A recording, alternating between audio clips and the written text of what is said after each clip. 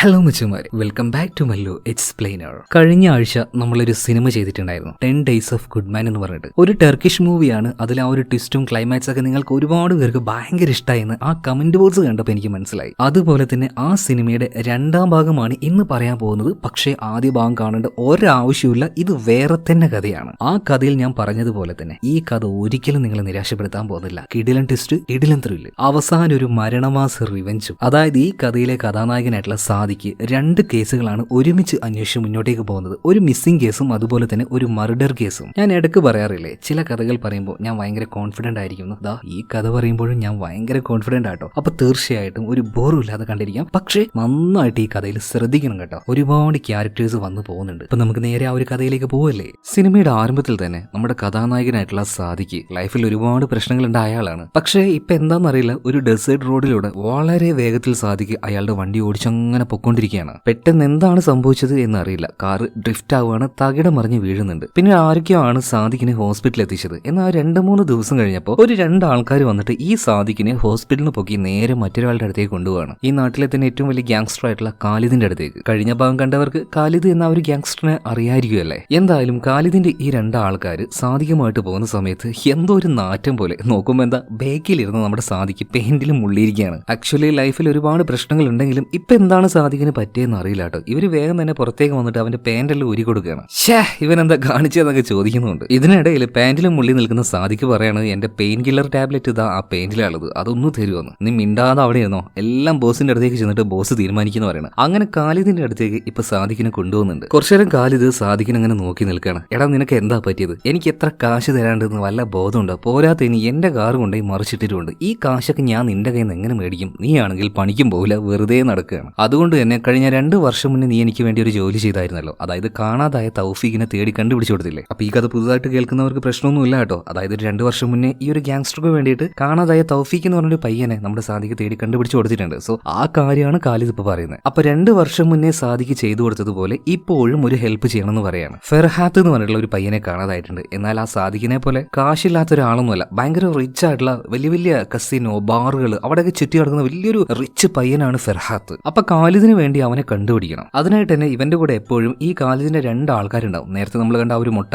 സൈനൽ, അതുപോലെ തന്നെ ജാവിയും. പിന്നീട് 2 ഫോൺ ഖാലിദ് സാദിക്കിന് കൊടുക്കുകയാണ്. ഒരു ഫോണ് ബിസിനസ് ആവശ്യത്തിനായിട്ട്, അതിലാകെ 2 നമ്പറേ ഉള്ളൂ, ഖാലിദിന്റെ നമ്പറും അതുപോലെ തന്നെ സൈനലിന്റെ നമ്പറും. ഇനി 2ാമത്തെ ഫോൺ അത് അവന്റെ പേഴ്സണൽ ആവശ്യത്തിന് ഉപയോഗിക്കുകയും ചെയ്യാം. അതുപോലെ തന്നെ ഇമാതിരി ഒരു പണിക്ക് ഇറങ്ങുന്ന സമയത്ത് ഗണ്ണ് ആവശ്യമാണല്ലോ, ഒരു ഗണ്ണ് അവന് കൊടുക്കുന്നുണ്ട്. എന്നാൽ ഇപ്പോഴത്തെ സാദിക്കിന്റെ അവസ്ഥയിൽ ആ ഒരു ഗണ്ണ് മര്യാദക്കെടുത്ത് പൊക്കാൻ വരെ പറ്റുന്നില്ല. ഇപ്പൊ ഖാലിദ് ആ ഒരു ഗണ്ണ് അവിടെ മേടിച്ച് വെച്ചിട്ട് പറയണം, മോന് ഇതെടുക്കാൻ ത്രാണിയാവുന്ന സമയത്ത് ഞാൻ ഇത് നിനക്ക് തരാം. പിന്നെ വേറൊരു കാര്യം, ചെയ്യുന്ന പണിയിൽ അതിൽ ആത്മാർത്ഥത കാണിച്ചില്ലെങ്കിൽ അറിയാലോ എന്നെ ആർത്തെടുക്കും ഞാനെന്ന് പറയണം. അതായത് ഖാലിദിനെ നല്ലവണ്ണം കഴിഞ്ഞ ഭാഗം കണ്ടവർക്ക് മനസ്സിലാവും, ഒരു ധൈര്യമില്ലാത്ത ഒരു പക്കാ ഗ്യാങ്സ്റ്റർ. മാത്രമല്ല എല്ലാ ദിവസവും അന്വേഷണത്തിന് ശേഷം ഈവനിങ് ആവുന്ന സമയത്ത് എന്നെയും അതുപോലെ തന്നെ എന്റെ റൈറ്റ് ഹാൻഡ് ആയിട്ടുള്ള സൈനലിനോടും കാര്യങ്ങൾ നീ റിപ്പോർട്ട് ചെയ്യണം. ഓക്കെ, പറഞ്ഞ കാര്യങ്ങൾക്ക് യാതൊരു മാറ്റവും വരാൻ പാടില്ല. ഈ സമയത്ത് സാദിക്ക് അവന്റെ ആ ഒരു ടാബ്ലറ്റിനെ കുറിച്ച് പറയുന്നുണ്ട്. അതില്ലാതെ അവന് പറ്റില്ല എന്ന് പറയണം. ഇത് കേട്ടപ്പോൾ ഖാലിദ് പറയാണ്, സൈനലെ ഒരു കാരണവശാലും അളവിൽ കൂടുതലായിട്ട് ഇവനത് കൊടുക്കാൻ പാടില്ല, കാരണം അത് കഴിച്ചാൽ ഉറങ്ങിപ്പോകും. അപ്പൊ 2 പീസ്, രാവിലെ 1 വൈകുന്നേരം 1 അത്രേ കൊടുക്കാൻ പാടുള്ളൂ. ഇപ്പൊ ഖാലിദിനോട് സാദിക്ക് റിക്വസ്റ്റ് ചെയ്യുന്നുണ്ട്, ഒരു 4 ആക്കാൻ പറ്റുമോ? രാവിലെ 1 രാത്രി 1.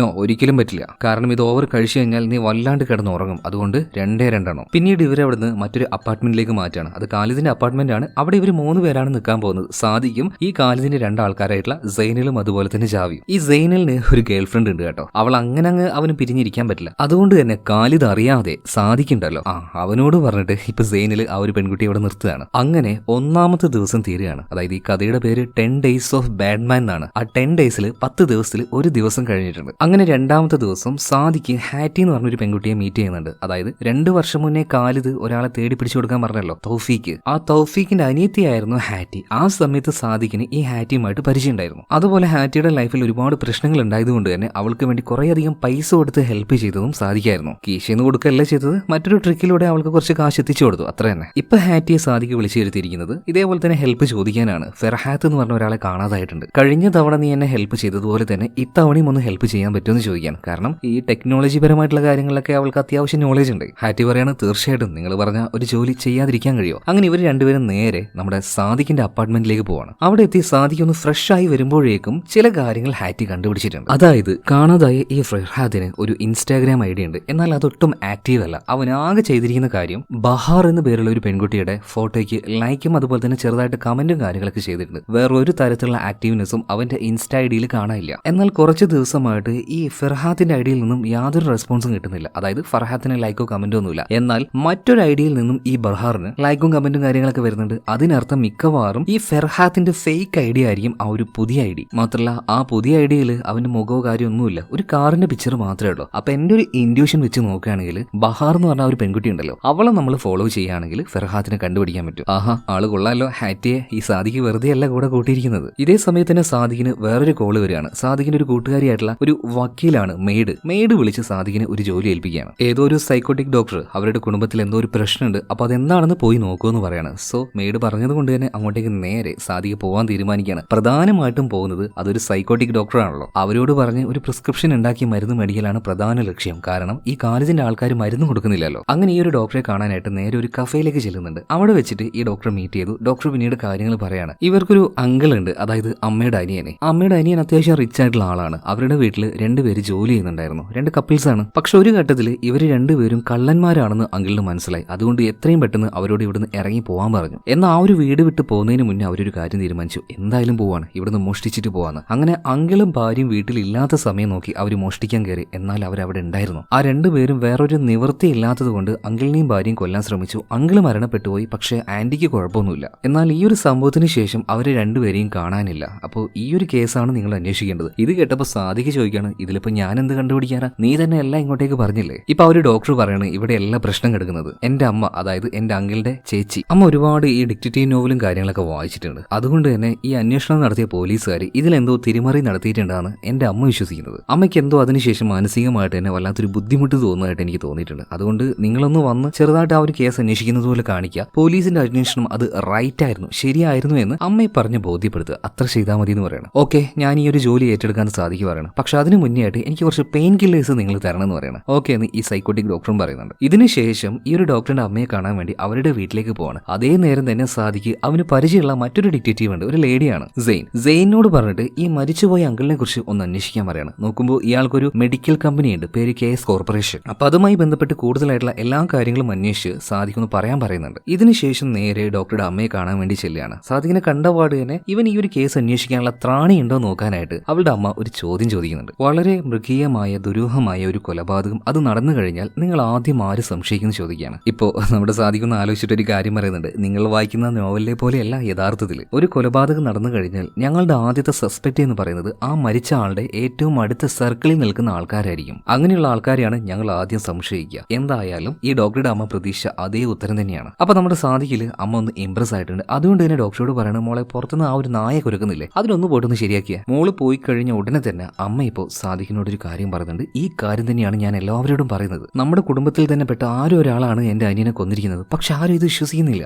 ആരെയാണ് നിങ്ങൾക്ക് സംശയം എന്ന് സാദിക്ക് ചോദിച്ചപ്പോൾ ആരാണ്, അവന്റെ ഭാര്യ തന്നെ, അവൾക്കൊന്നും പറ്റിയിട്ടില്ലല്ലോ. ഈ പോലീസുകാർ പറയുന്നത് പോലെ അവന്റെ വീട്ടിൽ ജോലി ചെയ്ത ആ ഒരു കപ്പിൾസ് ഉണ്ടല്ലോ, അവരൊന്നും അല്ല ഈ കൊലപാതകം ചെയ്തിരിക്കുന്നത്. ഞാൻ പണ്ട് മുതലേ എന്റെ അനിയന്റെ ഭാര്യ ഉണ്ടല്ലോ, അവളെ ശ്രദ്ധിക്കാറുണ്ട്. എന്തൊക്കെയോ ഒരു വശപ്പിശക് എനിക്ക് തോന്നിയിട്ടുണ്ട്. പക്ഷേ ഈ കാര്യം എന്തോ സാദിക്കിന് അവിടെ അക്സെപ്റ്റ് ചെയ്യാൻ പറ്റുന്നില്ല. അവൻ പറയുന്ന കാര്യം എന്താ വെച്ചാൽ സ്വന്തം ഭർത്താവിനെ കൊന്ന് ദേഹത്ത് വലിയ പരുക്കുമാക്കിയിട്ട് അങ്ങനെയൊക്കെ അവർ ചെയ്യുമെന്ന് ചോദിക്കുമ്പോൾ ഇപ്പൊ ഈ ഒരു അമ്മ പറയണ, ചിലപ്പോൾ പുറത്ത് നാളെ വിളിച്ചായിരിക്കും ഇത് ചെയ്തിട്ടുണ്ടാവുക. മാത്രമല്ല അവൻ മരിച്ച അന്ന് രാത്രി ഉണ്ടല്ലോ, ഞാൻ വല്ലാത്തൊരു ദുസ്വപ്നം കണ്ടു. അവന്റെ കഴുത്തിൽ ആരോ ഞെരിച്ച് അവനെ കൊല്ലുന്നത്. ശരിക്കും ഞാൻ ആ സ്വപ്നം കണ്ട അന്ന് തന്നെയാണ് അവൻ മരണപ്പെട്ടത്. അതായത് എനിക്ക് എന്തോ വല്ലാത്ത സംശയമുണ്ട്. നിങ്ങൾ ഈ കാര്യം ഒന്ന് അന്വേഷിച്ച് കണ്ടുപിടിക്കണം എന്ന് പറയണം. ഇതേ നേരം തന്നെ സാദിക്ക് നേരെ പുറത്തേക്ക് നോക്കി നിൽക്കുകയാണ്. അതായത് പട്ടിയുടെ കൂടെ കളിക്കുന്ന നമ്മുടെ ആ ഒരു ഡോക്ടറിനെ. സോ അവളുടെ ആ ഒരു കളിയൊക്കെ ഭയങ്കര ക്യൂട്ടായിരുന്നു കേട്ടോ. അപ്പൊ അത് കണ്ടപ്പോൾ ഈ അമ്മ പറയാണ്, അവളെ കണ്ടിട്ട് എന്റെ മകളാന്ന് തോന്നുന്നുണ്ടോ? തോന്നില്ല അല്ലേ? സത്യമാണ്, എന്റെ മകളൊന്നുമല്ല, എനിക്ക് കുഞ്ഞുങ്ങളൊന്നും ഉണ്ടാവില്ല, ഞാൻ ദത്തെടുത്തതാണ് അവളെ. എന്റെ അനിയനുണ്ടല്ലോ, അവന്റെ വിവാഹം കഴിഞ്ഞപ്പോൾ അവനൊരു കുഞ്ഞുണ്ടായിരുന്നു. ആ സമയത്ത് ആ ഒരു കുഞ്ഞിനെ കണ്ട് എനിക്ക് ഒരുപാട് ആഗ്രഹവും കാര്യങ്ങളൊക്കെ തോന്നിയപ്പോൾ എന്റെ അനിയൻ തന്നെയാണ് അവളെ എനിക്ക് ദത്തെടുത്ത് കൊണ്ടു തന്നത്. ഈ സമയത്ത് സാദിക്ക് ഒരു കാര്യം പറയുന്നുണ്ട്.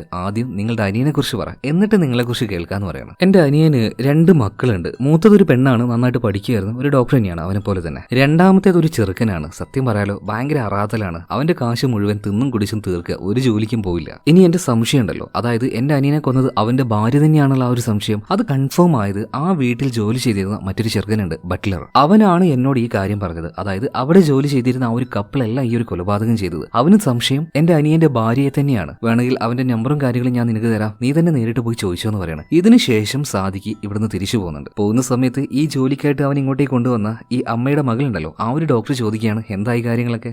നമുക്ക് നോക്കാം. അല്ല ആരാണ് ഈ ബട്ട്ലർ? ഈ സമയത്ത് ഡോക്ടർ പറയണം അവനെ കുറിച്ചൊന്നും പറയണ്ട, അമ്മയുടെ ഭയങ്കര വിശ്വാസിയാണ് അവന്. അവൻ പറഞ്ഞതിന്റെ പേരിലാണ് ഇപ്പോ സത്യം പറഞ്ഞാൽ എന്റെ അങ്കിളിന്റെ ഭാര്യയെ തന്നെ അമ്മ സംശയിക്കുന്നത്. എന്ന സംഗതി അതൊന്നുമല്ല. കപ്പിൾസ് ആയിട്ടുള്ള രണ്ടുപേരുണ്ടല്ലോ, അതിൽ ആ ഒരു പെണ്ണുമായിട്ട് ഇവൻ എന്തോ ഒരു ഇഷ്ടം ഉണ്ടായിരുന്നു. അപ്പൊ അവൾ കുറ്റക്കാരി ആവണ്ട എന്ന് കരുതിയിട്ടാണ് അവൻ ഈ രീതിയിൽ നുണയൊക്കെ പറയുന്നത്. നിങ്ങൾ എന്തായാലും കൂടുതലായിട്ടൊന്നും ചെയ്യണ്ട, കേസ് ചുമ്മാ ഒന്ന് അന്വേഷിക്കുന്നത് പോലെ കാണിച്ചിട്ട് പോലീസ് ആയിരുന്നു ശരിയെന്ന് അമ്മയോട് പറഞ്ഞാൽ മതി. അതെല്ലാം പോട്ടെ, നിങ്ങൾ എന്തിനാണ് ഈ സിറ്റിയിലേക്ക് വന്നത്? എന്തിനാണ് ഓവറായിട്ടുള്ള പെയിൻ കില്ലേഴ്സ് ഇങ്ങനെ കഴിക്കുന്നത്? ഈ ഒരു കാര്യം സാദിഖിനോട് നമ്മുടെ ഈ ഒരു ഡോക്ടർ ഉണ്ടല്ലോ, ഡോക്ടർ ചോദിച്ച സമയത്ത് സാദിഖ് അവന്റെ ലൈഫിൽ ഉണ്ടായിരുന്ന കാര്യങ്ങൾ പറയാണ്. അതായത് ഒരു 2 വർഷം മുന്നേ വരെ ഇതേപോലെ തന്നെയായിരുന്നു, ഒരുമാതിരി ഒരു വൃത്തികെട്ട ലൈഫ്. ആ സമയത്ത് അവന്റെ ലൈഫിലേക്ക് ഒരു പെണ്ണ് വന്നു, പേര് കമീല. ആദ്യ ഭാഗം കണ്ടവർക്കറിയാം കമീലയുടെയും അതുപോലെ തന്നെ സാദിഖിന്റെ ആ ഒരു ലൈഫ് അതെങ്ങനെയായിരുന്നു എന്ന്. എന്നാൽ ഈ കഥ മനസ്സിലാവാനായിട്ട് അത് കേൾക്കേണ്ട ആവശ്യമൊന്നുമില്ല കേട്ടോ. എന്നിരുന്നാലും ആ ഒരു സിനിമ കഴിയുന്ന സമയത്ത് കമീലയും അതുപോലെ തന്നെ സാദിഖും ഒരുമിച്ച് ജീവിക്കാന്ന് തീരുമാനിച്ചു. ഈ കമീലയാണെങ്കിൽ പ്രോസ്റ്റിറ്റ്യൂഷൻ ആ ഒരു ജോലിയൊക്കെ ചെയ്യുന്ന ആളായിരുന്നു. എന്നാൽ അതെല്ലാം മറന്നുകൊണ്ട് വളരെ ഹാപ്പി ആയിട്ട് സാദിഖ് അവളുടെ കൂടെ ജീവിക്കുകയായിരുന്നു. മാത്രമല്ല ഇവര് നേരെ പോയത് സാദിഖിന്റെ ഒരു വളർത്തമ്മ ഉണ്ടായിരുന്നു, അവരുടെ അടുത്തേക്കാണ്. അവർക്കാണെങ്കിൽ ഒരു പഴയ വീടുണ്ടായിരുന്നു. ആ ഒരു വീടിനെ തന്നെ ഹോട്ടലാക്കി മാറ്റി അത് ചെറിയൊരു ബിസിനസ് ആക്കി മാറ്റി നല്ല ഹാപ്പി ആയിട്ട് മുന്നോട്ടേക്ക് പോവാണ്. അധികം വൈകാതെ കമീല ഗർഭിണിയായി നോക്കുമ്പോൾ അതൊരു പെൺകുഞ്ഞാണ്. സന്തോഷത്തിന്റെ ആ ഒരു പരിധി ഉണ്ടല്ലോ, അതെല്ലാം കഴിഞ്ഞ് സാദിഖ് അത്രയും സന്തോഷത്തിലായിരുന്നു. അങ്ങനെ ഇരിക്കെ കമീല പ്രസവിച്ചു. പക്ഷെ ആ ഒരു പ്രസവത്തിൽ കമീലയും മരണപ്പെട്ടു പോയി, ആ ഒരു കുഞ്ഞും മരണപ്പെട്ടു പോയി. താങ്ങാവുന്നതിലും അപ്പുറമായിരുന്നു സാദിഖിന് ആ ഒരു കാര്യം. മാത്രമല്ല കമീലയ്ക്ക് ഒരു ആഗ്രഹം ഉണ്ടായിരുന്നു, അവള് മരിച്ചു കഴിഞ്ഞിട്ടുണ്ടെങ്കിൽ അവളുടെ ബോഡി ഉണ്ടല്ലോ അവളുടെ ഉമ്മയുടെ അടുത്ത് തന്നെ മറവ് ചെയ്യണമെന്ന്. സോ കമീലയുടെ നാട്ടിലേക്ക് ആ മരിച്ചുപോയ കുഞ്ഞിന്റെ ബോഡിയും അതുപോലെ തന്നെ കമീല എടുത്തുകൊണ്ട് സാദിഖ് പോയി അവിടെ തന്നെ കബറടക്കാൻ നിൽക്കുന്ന സമയത്ത് അങ്ങോട്ടേക്ക് കമീലയുടെ ഉപ്പയും അതുപോലെ തന്നെ മാമനും വരുന്നുണ്ട്. അവര് പറയാണ് പ്രോസ്റ്റിറ്റ്യൂഷൻ ചെയ്ത ഒരു പെണ്ണിനെയൊന്നും ഇവിടെ കബറടക്കാൻ പറ്റില്ല. ഇത് കേട്ട സാദിഖിന് ഭ്രാന്തളുകയാണ്. കാരണം ആ ഒരു മാമനുണ്ടല്ലോ, കമീലയുടെ അങ്കിള്, അയാളാണ് ശരിക്കും കമീലയെ കൊണ്ടുപോയിട്ട് ഒരു പണക്കാരനെ വിറ്റത് തന്നെ. അവളുടെ ലൈഫ് ഈ കോലത്തിലാവാനും കാരണം ഈ അങ്കിളാണ്. ഒന്നും നോക്കിയില്ല, സാദിഖിന് നല്ല കലിപ്പായിരുന്നു. 2 എണ്ണത്തിനെ അവിടെ അടിച്ച് പരുവാക്കി. പിന്നീട് അവിടെ ഉണ്ടായിരുന്ന ആ ഒരു പ്രീസ്റ്റ്, ഇയാൾ വന്നിട്ടാണ് രണ്ടുപേരെയും പിടിച്ച് മാറ്റുന്നത്. അല്ലെങ്കിൽ 2 എണ്ണത്തിനെ തല്ലി കൊന്നതിന് സാധിക്കും. അങ്ങനെ ഈ സംഭവം കഴിഞ്ഞ് തിരിച്ചു പോകുന്ന ആ ഒരു കാഴ്ച ഉണ്ടല്ലോ, അതാണ് നമ്മൾ തുടക്കത്തിൽ കണ്ടത്. അങ്ങനെ പോകുന്ന സമയത്ത് കാറിന്റെ ടയർ പൊട്ടി ആക്സിഡന്റ് ആയി. പിന്നീട് എങ്ങനെയൊക്കെ സർവൈവ് ആയി ഖാലിദിന്റെ അടുത്തേക്ക് പോയി. അതുപോലെ തന്നെ അവളിലുള്ള ആ ഒരു വിഷമവും വേദനയൊക്കെ ഉണ്ടല്ലോ, ഇത് മാറ്റാൻ വേണ്ടിയിട്ടാണ് ആ ഒരു ഡ്രഗ്സ്, ആ ഒരു മരുന്ന് കണ്ടിന്യൂസ് ആയിട്ട് സാദിഖ് കഴിച്ചുകൊണ്ടിരുന്നത്. അതാണ് ഇപ്പൊ ഈ ഒരു ഡോക്ടറോട് ചോദിച്ചതും. ഈ ഡോക്ടറിന്റെ പേര് നൂറ എന്നാട്ടോ. ഇപ്പൊ നൂറ പറയാണ്, നിങ്ങൾ ചോദിച്ചതുപോലെ മരുന്നൊക്കെ തരാം, പക്ഷേ എന്റെ അമ്മയുടെ പ്രശ്നങ്ങളൊക്കെ തീർത്തു കൊടുക്കുകയാണെങ്കിൽ ഓക്കെ എന്നിപ്പോ സാദിഖും പറയാണ്. അതുപോലെ തന്നെ നൂറ, ഞാനൊരു കാര്യം ചോദിക്കട്ടെ, ഒരു കേസ് അന്വേഷിക്കുമ്പോൾ എല്ലാ രീതിയിലും ഞാൻ നോക്കണമല്ലോ, ആ സംഭവം നടന്നന്ന് നീ എവിടെയായിരുന്നു? നൂറ പറയണ, ഞാനും അതുപോലെ തന്നെ എന്റെ അങ്കിളുടെ മൂത്ത മകളുണ്ടല്ലോ ആലിയ, ഞങ്ങൾ രണ്ടുപേരും എന്റെ വീടിന്റെ മുകളിൽ തന്നെ ഉണ്ടായിരുന്നു. ഞങ്ങൾ അവിടെയാണെന്ന് കിടന്നത്. അതുപോലെ അങ്കിളുടെ 2ാമത്തെ മകനുണ്ടല്ലോ, അവൻ ഇവിടെ ഉണ്ടായിരുന്നില്ല, അവൻ പുറംനാട്ടിൽ എവിടെയായിരുന്നു, അന്വേഷിച്ച് അറിയാൻ പറ്റും. ശരി നൂറ, ഞാൻ എന്തായാലും നോക്കിയിട്ട് പിന്നെ വിളിക്കാന്ന് പറഞ്ഞിട്ട് ഇതിനുശേഷം സാദിഖ് നേരെ കോൺടാക്ട് ചെയ്യാൻ ശ്രമിക്കുന്നത് നൂറയുടെ അമ്മയുണ്ടല്ലോ, അമ്മയുടെ വിശ്വസ്തനായിട്ടുള്ള ആ ഒരു ബട്ട്ലറിനെയാണ്. അവനിപ്പോ വേറെ എവിടെയാണ് ജോലി ചെയ്യുന്നത്. അപ്പൊ ഈ ബട്ട്ലർ പറയുന്ന കാര്യം, എന്തായാലും ആ അങ്കിളുടെ വീട്ടിൽ ജോലി ചെയ്ത ആ ഒരു കപ്പിൾസ് എല്ലാം ആ ഒരു കൊലപാതകം നടത്തിയിരിക്കുന്നത്. എനിക്ക് നല്ല സംശയം ആ അങ്കിളുടെ ഭാര്യ ആന്റിയെ തന്നെയാണ്. മിക്കവാറും അവര് തന്നെയായിരിക്കും അവിടെ ഉണ്ടായിരുന്ന ആഭരണങ്ങൾ മാറ്റിയിട്ടുണ്ടാവുക. മാത്രമല്ല ആ 2 കപ്പിൾസ് ഉണ്ടല്ലോ, അവരവിടുന്ന്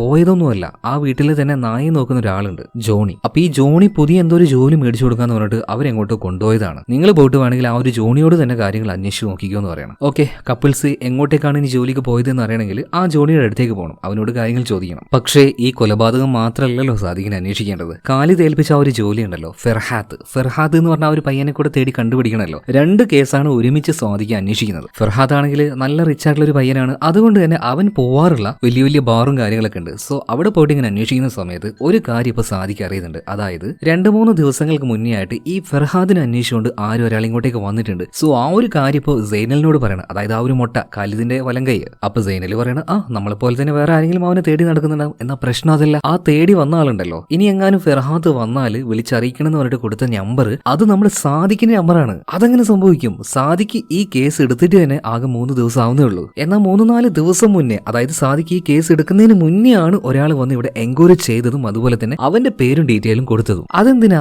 അങ്ങനത്തെ ഒരു ആവശ്യം? ഇവർക്ക് എന്തായാലും ഈ ഒരു കാര്യം തിരിയുന്നില്ല. മാത്രമല്ല തൽക്കാലം ഈ ഒരു കാര്യം നീ നിന്റെ ബോസിനോട് റിപ്പോർട്ട് ചെയ്യേണ്ടെന്ന് ഖാലിദ് ഇപ്പോൾ സൈനലിനോട് പറയാണ്. അതുപോലെ സാദിഖിന്റെ കൂടെ നമ്മുടെ ഹാറ്റി ഉണ്ടല്ലോ, ഹാറ്റി കണ്ടിന്യൂസ് ആയിട്ട് തന്നെ ഈ കാണാതായ ഫെർഹാത്തിന്റെ ഇൻസ്റ്റാഗ്രാം ID ഉണ്ടല്ലോ, അതിലേക്ക് ഇങ്ങനെ മെസ്സേജ് അയച്ചുകൊണ്ടിരിക്കുന്നുണ്ട്. ഒരു തരത്തിൽ പറയുകയാണെങ്കിൽ ഒരു ചോണ്ട ഇങ്ങനെ ഇട്ട് കൊടുക്കുകയാണ്. ഭയങ്കര സെക്സി ആയിട്ടുള്ള ഹാറ്റിയുടെ ഫോട്ടോയും കാര്യങ്ങളൊക്കെ ഇട്ടിട്ട് അവനിങ്ങനെ മെസ്സേജ് അയച്ചിട്ട് എന്ന് ഇതുവരെയായിട്ടും അവൻ റെസ്പോൺസ് ആക്കിയിട്ടില്ല. അങ്ങനെ അന്നത്തെ അന്വേഷണവും കാര്യങ്ങളൊക്കെ കഴിഞ്ഞു. നേരെ റൂമിൽ പോയിട്ട് സാദിഖ് കിടക്കുകയാണ്. അതുപോലെ തന്നെ കിടക്കുന്ന സമയത്ത് കമീല ഇങ്ങനെ ആലോചിക്കട്ടോ, പെട്ടെന്ന് അവന്റെ അരികിൽ മറ്റൊരാൾ കിടക്കുന്നത് പോലെ സാദിഖിന് തോന്നുന്നുണ്ട്. നോക്കുമ്പോൾ ഹാറ്റി തന്നെ. ഹാറ്റി ഇപ്പോൾ സാദിഖിനൊന്ന് ഫ്ലർട്ട് ചെയ്യാൻ നോക്കുന്നുണ്ടെങ്കിലും സാദിഖിന് എന്തോ അവൾ അങ്ങോട്ട് അക്സെപ്റ്റ് ചെയ്യാൻ പറ്റുന്നില്ല, ചെറിയ പെൺകുട്ടിയല്ലേ. അങ്ങനെ ആ ഒരു ദിവസവും കഴിഞ്ഞു. പിറ്റേ ദിവസമായിട്ടുണ്ട്. ഇന്ന് കേസ് കേസന്വേഷണം തുടങ്ങിയിട്ട് 4ാമത്തെ ദിവസമായിട്ടുണ്ട്. 2 കേസും ഒരേ ദിവസമാണ് അന്വേഷിക്കുന്നത്. ഈ മരിച്ചുപോയ അങ്കിൾ ഉണ്ടല്ലോ, ഈ അങ്കിളിനെ കുറിച്ച് കൂടുതലായിട്ട് അന്വേഷിക്കാനായിട്ട് സാദിഖിന്റെ ഒരു ഫ്രണ്ടിനോട് പറഞ്ഞായിരുന്നു. അപ്പൊ അവൻ ആ ഒരു റിപ്പോർട്ടും കാര്യങ്ങളൊക്കെ കൊടുത്തിട്ടുണ്ട്. പക്ക ഒരു മെഡിക്കൽ കമ്പനിയാണ് കേസ് കോർപ്പറേഷൻ, അതിന്റെ ഉടമയാണ് ഈ ഒരു അങ്കിൾ. എന്നാൽ അതിന്റെ എല്ലാ കാര്യങ്ങളും ഇപ്പൊ നോക്കുന്നത് അങ്കിളിന്റെ മൂത്ത മകളായിട്ടുള്ള ആലിയാണ്. 2ാമത്തെ മകനായിട്ടുള്ള ഒരു ചെറുക്കനെ നോക്കുകയാണെങ്കിൽ വലിയ ടാലന്റോ കാര്യങ്ങളൊന്നുമില്ല, വെറുതെ ഇങ്ങനെ അച്ഛന്റെ കാശ് ദൂർത്തടിച്ച് കിടക്കുക. എന്നാൽ എന്തെങ്കിലും ഒരു ബിസിനസ് ചെയ്യേണ്ടതെന്ന് കരുതിയിട്ട് ഒരു ഹെൽത്ത് കെയർ സെന്റർ അവൻ തുടങ്ങിയിട്ടുണ്ട്. അതുപോലെ ഈ അങ്കിളുടെ മൂത്ത മകൾ ആലിയ, മാത്രമല്ല നമ്മുടെ ഞോറ, ഇവര് രണ്ടുപേരും ഭയങ്കരമായിട്ടുള്ള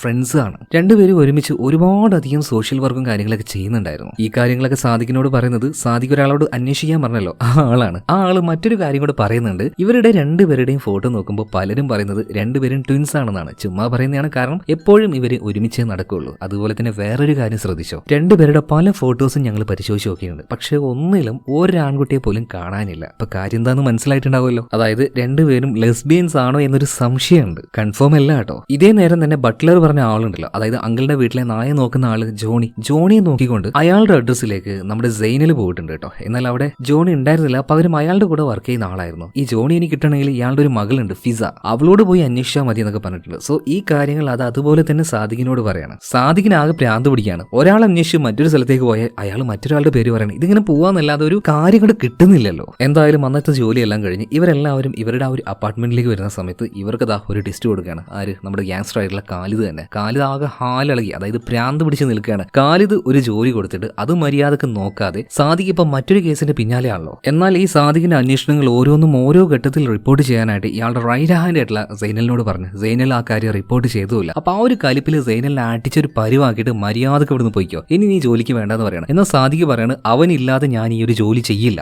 ഈ ജോലിയിൽ, അതായത് നീ പറഞ്ഞ ആ ഒരു ചെറുക്കൻ ഫിർഹാത്തിനെ കണ്ടുപിടിക്കാൻ എനിക്ക് ഇവന് ആവശ്യമാണ്. റൈറ്റ് ഹാൻഡിനെ അടിച്ച് പരിവാക്കിയതുപോലെ സാദിഖിന് എന്തായാലും അടിക്കാൻ ഖാലിദിന് പറ്റില്ല. ഇവനാണെങ്കിൽ ഒഴിവാക്കാനും പറ്റില്ല. പക്ഷെ ഇവനിട്ട് എന്തെങ്കിലും ഒരു പണിഷ്മെന്റ് കൊടുക്കണമല്ലോ. ആ സമയത്താണ് സൈനലിന്റെ ഗേൾ ഫ്രണ്ട് ഇവിടെ ഉണ്ടെന്നുള്ള കാര്യം അറിയുന്നത്. സോ അവനെ നന്നായിട്ടൊന്ന് വേദനിപ്പിക്കാനായിട്ട് ഗേൾ ഫ്രണ്ടിന് അവിടെ വെച്ച് ഈ ഖാലിദിന്റെ 2 ആൾക്കാരോട് റേപ്പ് ചെയ്യാൻ പറയണം. ഏതെങ്കിലും ഒരു ചെറുക്കിന് സഹിക്കാൻ പറ്റുമോ അവന്റെ പെണ്ണിനെ വേറെ 2 ആൾക്കാർ അവന്റെ മുന്നിൽ വെച്ച് റേപ്പ് ചെയ്താൽ? അവനിപ്പോ ഭയങ്കര ദേഷ്യത്തിലാണ്. എന്തായാലും സൈനലിന്റെ കൂടെ തന്നെ അവന്റെ കൂടെയുള്ള ജാവി നിൽക്കുന്നുണ്ട്. ഇപ്പൊ ഇവർ രണ്ടുപേരും പറയാണ്, ഞങ്ങൾക്കൊരു ബുദ്ധിമുട്ട് വന്ന സമയത്ത് ഞങ്ങളുടെ കൂടെ നിന്നതും ഹെൽപ്പ് ചെയ്തതും സാധിക്കുക നീയാണ്, അതുകൊണ്ട് നീയാണ് ഇനി ഞങ്ങളുടെ ബോസ്. എന്തെങ്കിലും ഒരു അവസരം ഞങ്ങൾക്ക് ഒപ്പിച്ചേരോ, ഞങ്ങൾക്ക് അവന് സ്കെച്ച് ചെയ്യണം, ഖാലിദിനെ തീർക്കണമെന്ന് തന്നെ ഇപ്പൊ സൈനൽ പറയണം. ഇപ്പൊ സാദിഖ് പറയണം, ഒന്നടങ്ങ്, നമുക്ക് അവസരം നോക്കി നിൽക്കാം, തക്കം കിട്ടുമിട്ട് പണിയാന്ന് പറയണം. അതുപോലെ ഹാറ്റി ഇവരോടൊരു കാര്യം പറയണം. കാണാതായ ഫെർഹാത്ത് എന്ന് പറഞ്ഞ ആ ഒരു പയ്യനുണ്ടല്ലോ, അവന്റെ സംശയം തോന്നിയ ഫേക്ക് ഐഡിയിലേക്ക് കണ്ടിന്യൂസ് ആയിട്ട് ഹാറ്റി മെസ്സേജ് അയക്കുന്നുണ്ടായിരുന്നു. ഇന്നലെ രാത്രി നല്ല അടിപൊളി കുറച്ച് ചിത്രങ്ങളൊക്കെ അവൾ ഇട്ട് കൊടുത്തു. എന്തായാലും ആ ഒരു ചൂണ്ടയിൽ ഫെർഹാത്ത് കൊത്തിയിട്ടുണ്ട്. അങ്ങോട്ടേക്ക് ഇവർ പോവാൻ നിൽക്കുകയാണ്. കൂടെ തന്നെ ആരുണ്ട്?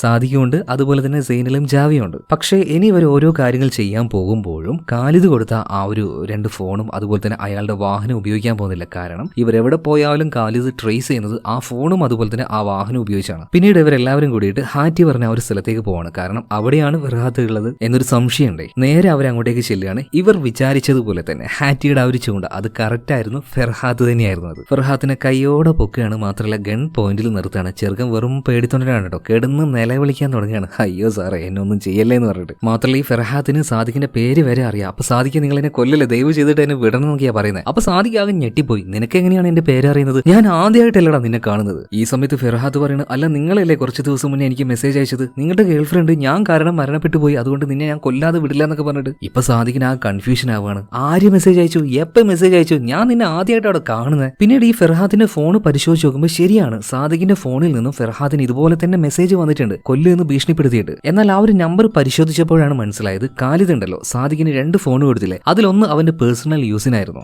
ആ ഫോണിൽ നിന്നാണ് ഇതുപോലെ ഫെർഹാത്തിന് മെസ്സേജ് വന്നിരിക്കുന്നത്. പിന്നീട് എന്തൊക്കെയോ ചില സംശയങ്ങൾ സാദിഖിന് തോന്നിയിട്ട്, അല്ല ഏതാണ് ആ ഒരു പെൺകുട്ടി എന്നപ്പോ ഖാലിദിന്റെ റൈറ്റ് ഹാൻഡ് ആയിട്ടുള്ള സൈനിൽ ഉണ്ടല്ലോ, ഇവനോട് ചോദിച്ചപ്പോൾ ഖാലിദിന്റെ കുടുംബത്തിലുള്ള ഏതൊരു പെണ്ണാണ്. ഇവനെ, അതായത് ഈ ഫെർഹാത്തിനെ കെട്ടാൻ പറ്റാത്തത് കൊണ്ട് അവൾ ആത്മഹത്യ ചെയ്തു എന്നൊക്കെയാ പറയുന്നത്. ഇപ്പൊ ചില കാര്യങ്ങൾ സാദിഖിന് മനസ്സിലായി. അതുകൊണ്ട് തന്നെ ഫെർഹാത്തിനോട് പറയാണ്, ചെറുക്ക ഇനി എന്റെ കൺമുന്നിൽ പെട്ടുപോകരുത്, മര്യാദക്ക് ഇവിടുന്ന് ഓടി രക്ഷപ്പെട്ടു. അതായത് ഇവനെ കിട്ടിയ വിവരം ഖാലിദിനെ അറിയിക്കുന്നില്ല. അതുപോലെ തന്നെ ഇവൻ പോകുന്നതിന് മുന്നേ ഹാറ്റി ഒരു കാര്യം ചെയ്യുന്നുണ്ട്. അവന്റെ തലയിൽ ഗണ്ണ് വെച്ചൊരു ഫോട്ടോ ചുമ്മാ എടുക്കുകയാണ്. അവൻ പോയി കഴിഞ്ഞപ്പോഴാണ് സാദിഖ് കാര്യങ്ങൾ ഇവരോട് പറഞ്ഞു കൊടുക്കുന്നത്. ഇവിടെ നടക്കുന്ന കളി എന്താണെന്ന് നിങ്ങൾക്ക് മനസ്സിലായോ? അതായത് ഗ്യാങ്സ്റ്റർ ആയിട്ടുള്ള ഖാലിദ്, ഇയാളുടെ കുടുംബത്തിൽപ്പെട്ട ഒരു പെണ്ണ് മരിച്ചു പോയിട്ടുണ്ട്. അതിന്റെ കാരണക്കാരൻ ഈ ഒരു ഫെർഹാത്താണ്. അവന് കിട്ടാത്തത് കൊണ്ട് അവൾ ആത്മഹത്യ ചെയ്തു. ഖാലിദിന് എങ്ങനെയെങ്കിലും ഫെർഹാത്തിനെ കൊല്ലണം. പക്ഷേ ഫെർഹാത്തിനെ അങ്ങനെ അങ്ങോട്ട് കൊല്ലാനും കഴിയില്ല. ഒരു പൊളിറ്റീഷ്യന്റെ മകനാണ് ഈ ഫെർഹാത്ത്. ഫെർഹാത്തിനെ ഖാലിദാണ് കൊന്നതെന്ന് ആരെങ്കിലും അറിഞ്ഞിട്ടുണ്ടെങ്കിൽ ഖാലിദിന്റെ നിക്കറ് വരെ കയറിപ്പോകും. അതുകൊണ്ട് തന്നെ അവനെ കൊല്ലുകയും വേണം, ആ ഒരു കുറ്റം മറ്റൊരാളുടെ തലയിൽ ഇട്ട് കൊടുക്കുകയും വേണം. അപ്പൊ അതിനു വേണ്ടിയിട്ടാണ് സാദിഖിന് ഈ ഒരു ജോലി ഖാലിദ് ഏൽപ്പിക്കുന്നത്. മാത്രമല്ല സാദിഖിന്റെ ഫോണിൽ നിന്നും ഫെർഹാദിന് ആ ഒരു മെസ്സേജ് അയച്ചതും ഖാലിദ് തന്നെയാണ്. മാത്രമല്ല അന്ന് ആ ഒരു ഗണ്ണ് അവന്റെ കയ്യിൽ കൊടുത്തില്ലേ, നിന്റെ ജോലിക്ക് ഒരു ഗണ്ണ് ആവശ്യമെന്ന് പറഞ്ഞിട്ട്. എന്നാൽ ആ ഒരു ഗണ്ണിൽ ചുമ്മാ അവന്റെ ആ ഒരു ഫിംഗർ പ്രിന്റ് അത് വെറുതെ ഒന്ന് പതിപ്പിക്കാൻ വേണ്ടി മാത്രമായിരുന്നു. പിന്നീട് അതേ ഗണ്ണ് ഉപയോഗിച്ച് ഈ ഒരു ഫെർഹാദിനെ കൊല്ലാനായിരുന്നു ഖാലിദിന്റെ പദ്ധതി. അതുകൊണ്ട് തന്നെ സാദിഖിനോട് ഒരു കാര്യം പറഞ്ഞായിരുന്നു, ആ ചെറുക്കനെ കണ്ടുപിടിച്ചാൽ അത് റിപ്പോർട്ട് ചെയ്താൽ മാത്രം മതി അവനോട് സംസാരിക്കാൻ നിൽക്കേണ്ടതെന്ന്. സംസാരിച്ചിട്ടുണ്ടെങ്കിൽ ഖാലിദിന്റെ എല്ലാ പ്ലാനും സാദിഖ് അറിയായിരുന്നു. മാത്രമല്ല തെളിവുകൾ കൂടുതലായിട്ട് ഉണ്ടാക്കാനായിട്ട്, അതായത് സാദിഖ് തന്നെയാണ് ഈ കൊലപാതകം ചെയ്തതെന്ന് എവിഡൻസ് ഉണ്ടാക്കാനായിട്ട് ഒരു ബാറിൽ പോയിട്ട് ഫെർഹാദ് അങ്ങോട്ടേക്ക് വന്നിനോ എന്ന് അന്വേഷിച്ചത് തന്നെ ഈ ഖാലിദിന്റെ ആൾക്കാരാണ്. ഇനി എങ്ങാനും ഫെർഹാദ് വന്നു കഴിഞ്ഞാൽ ഈ നമ്പറിലേക്ക് വിളിക്കണം എന്ന് പറഞ്ഞിട്ട് പേരും നമ്പറും കൊടുത്തത് അത് സാദിഖിന്റെ നമ്പറാണ്. അപ്പൊ ഫെർഹാദ് മരണപ്പെട്ടു പോയാൽ ആദ്യം ആരെയാ സംശയിക്കുക?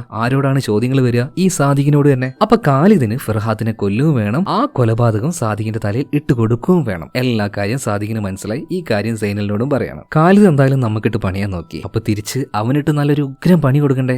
നല്ല കിടുക്കാച്ചി പണി കൊടുക്കാം, നമുക്ക് സാധനം കയ്യിലുണ്ട്. അങ്ങനെ ഖാലിദിന് പണി കൊടുക്കാം എന്ന് തീരുമാനിച്ചുറപ്പിച്ച് സാദിഖ് നേരെ വിളിക്കുന്നത് അവന്റെ ആ ഒരു ഫ്രണ്ട് വക്കീലുണ്ടല്ലോ, മെയ്ഡിനെയാണ്. മെയ്ഡിനെ വിളിച്ചൊരു കാര്യം പറയുന്നുണ്ട്. അതായത് 2 വർഷങ്ങൾക്ക് മുന്നേ കോൺ കമ്പനിയിലെ ഒരു വലിയ ഇന്റർനാഷണൽ കമ്പനിയാണ്. ആ കമ്പനിയിൽപ്പെട്ട 2 പിള്ളേരെ കാണാതായിട്ടുണ്ട്. അവരെ കൊന്നതാണ്. ആ കൊന്നത് ആരാണെന്ന് നമ്മുടെ സാദിഖിന് നല്ല വ്യക്തമായിട്ട് മണി പോലെ അറിയാം. അതിന്റെ വീഡിയോ ദൃശ്യം വരെ നമ്മുടെ സാദിഖിന്റെ കയ്യിലുണ്ട്. സോ ആ എവിഡൻസ് എന്റെ കയ്യിലുണ്ട്. അതുകൊണ്ട് തന്നെ ആ ഒരു കമ്പനിയിലെ മെയിൻ ആയിട്ടുള്ള ആൾക്കാരുമായിട്ട് സംസാരിക്കാനായിട്ട് എനിക്കൊരു മീറ്റിംഗ് തയ്യാറാക്കണമെന്ന് സാദിഖ് ഇപ്പോൾ മെയ്ഡിനോട് പറയണം. ഇത് കഴിഞ്ഞ് പിറ്റേ ദിവസം, ഇത് 6ാമത്തെ ദിവസമാണ്. ഇപ്പൊ സാദിഖിന് ഈ ഒരു ജോലി ഏൽപ്പിച്ച ഡോക്ടർ ഉണ്ടല്ലോ, ഡോക്ടർ നൂറയുടെ അമ്മയായിട്ടുള്ള ഇസ്മത്ത് എല്ലാവരെയും വീട്ടിലേക്ക് വിളിച്ചു വരുത്തിയിരിക്കുകയാണ്. അതായത് ആന്റിയുടെ 2 മക്കളായിട്ടുള്ള ആലിയ, അതുപോലെ തന്നെ മറ്റേ ഒരു ചെറുക്കൻ, എല്ലാവരെയും വിളിച്ചു വരുത്തിയത് ഡിക്റ്റേറ്റീവ് ആയിട്ടുള്ള സാദിഖിന് എല്ലാവരെയും കാണാനും അതുപോലെ തന്നെ എല്ലാവരോട് സംസാരിക്കാനാണ്. അപ്പൊ ഇപ്പോൾ ഈ ഇസ്മത്തിന്റെ വീട്ടിലേക്ക്, അതായത് നൂറയുടെ അമ്മയുടെ വീട്ടിലേക്ക് വിളിച്ചന്ന് ആന്റി വന്നിട്ടില്ല. പക്ഷെ ആന്റിയുടെ 2 മക്കൾ ആലിയ അതുപോലെ തന്നെ ഒരു ചെറുക്കൻ, 2 പേരും വന്നിട്ട് അങ്ങനെ ഭക്ഷണം കഴിച്ചുകൊണ്ട് ഇവർ ഓരോ കാര്യങ്ങൾ സംസാരിച്ചുകൊണ്ടിരിക്കുമ്പോൾ ഈ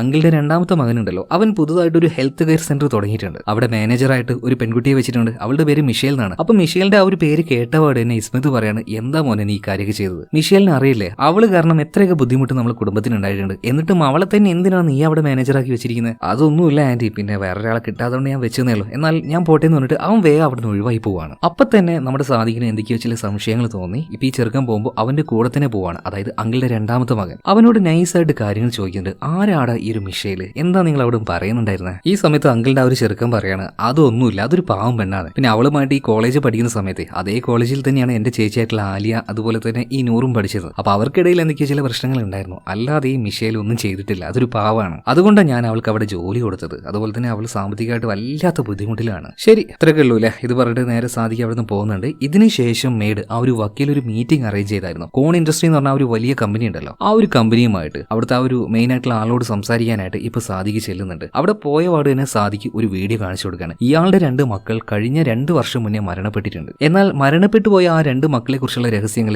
ഇയാൾക്ക് അറിയില്ല. ആ 2 എണ്ണം ഒരു വല്ലാത്ത വിചിത്രമായ താല്പര്യമുള്ളതായിരുന്നു. ആളുകളെ എന്താ പറയാ, ഭയങ്കരമായിട്ട് വേദനിപ്പിച്ച് ആനന്ദം കണ്ടെത്തുന്നവരായിരുന്നു. സോ ആ 2 പേർക്കും ആയിട്ട് ആളുകളെ സപ്ലൈ ചെയ്തിരുന്നത് തൗഫീഖ് എന്ന് പറഞ്ഞ ഒരാളാണ്. അപ്പൊ പ്രശ്നം എന്താണെന്ന് വെച്ചാൽ ഈ കമ്പനിയുടെ ഓണറിന്റെ ആ ഒരു 2 മക്കളും അതുപോലെ തന്നെ തൗഫീഖും ഇവര് കാണിച്ചു കൂട്ടിയ ആ ഒരു പ്രശ്നത്തിൽ ഖാലിദ് എന്ന് പറഞ്ഞ ആ ഒരു ഗ്യാങ്സ്റ്ററിന് എന്തൊക്കെയോ ചില ബിസിനസ് ബുദ്ധിമുട്ടുകൾ ഉണ്ടായി. അതുകൊണ്ട് തന്നെ അയാൾ ഒന്നും നോക്കിയില്ല, നിങ്ങളുടെ 2 മക്കളെയും അതുപോലെ ആ ഒരു തൗഫീഖ് 3 പേരെയും ഒരു സ്ഥലത്ത് വെച്ച് കൊന്നിട്ടുണ്ട്. അതിന്റെ ആ ഒരു വീഡിയോ ഇപ്പൊ സാദിഖ് കാണിച്ചു കൊടുക്കുകയാണ്. ഇത് കണ്ടപാട് തന്നെ ആ ഒരു കമ്പനിയുടെ മുതലാളി ഇയാൾക്ക് പ്രാന്തളകയാണ്. ചാടി എഴുന്നേറ്റ് എന്റെ മക്കളെ കൊന്നിട്ടും ഈ കാര്യം എന്തുകൊണ്ട് നീ ഇപ്പൊ വന്ന് പറയുന്നു? 2 വർഷം മുന്നേ നീ എന്തുകൊണ്ട് പറഞ്ഞില്ല? ഇപ്പൊ സാദിഖ് പറയണ അതിന്റെ ആവശ്യം ഉണ്ടായിരുന്നില്ല. ഇപ്പോ അയാളുമായിട്ട് ഞാൻ നല്ല ശത്രുതയിലാണ്. എനിക്ക് അയാൾക്കിട്ട് ഒരു പണി കൊടുക്കണമെന്നുണ്ട്. നിങ്ങൾക്ക് അയാൾക്കിട്ട് പണി കൊടുക്കണമെങ്കിൽ വേണമെങ്കിൽ എന്റെ കൂടെ നിന്നോ. ഇപ്പൊ ആ ഒരു കമ്പനിയുടെ ഓണർ ഇയാൾ പറയാണ്, എന്റെ മക്കളെ കൊന്നവനെ എനിക്കും കൊല്ലണം. പക്ഷെ അതിലേക്ക് ഞാൻ ഡയറക്റ്റ് ആയിട്ട് ഇൻവോൾവ് ആകുന്നില്ല. പകരം വെളിയിൽ നിന്ന് ആളെ ഇറക്കാം, പണി അറിയുന്ന ആളെ. നിനക്ക് വേണ്ട ഒരു 5-6 ആൾക്കാരെ ഞാൻ തരും. അപ്പൊ ഇനിയുള്ള കാര്യങ്ങൾ നമ്മളുമായിട്ടല്ല, എന്റെ PA-മായിട്ട് നീ സംസാരിക്കുക. എനിക്ക് ഒരേ ഒരു വാർത്ത മാത്രം കിട്ടിയാൽ മതി, ആ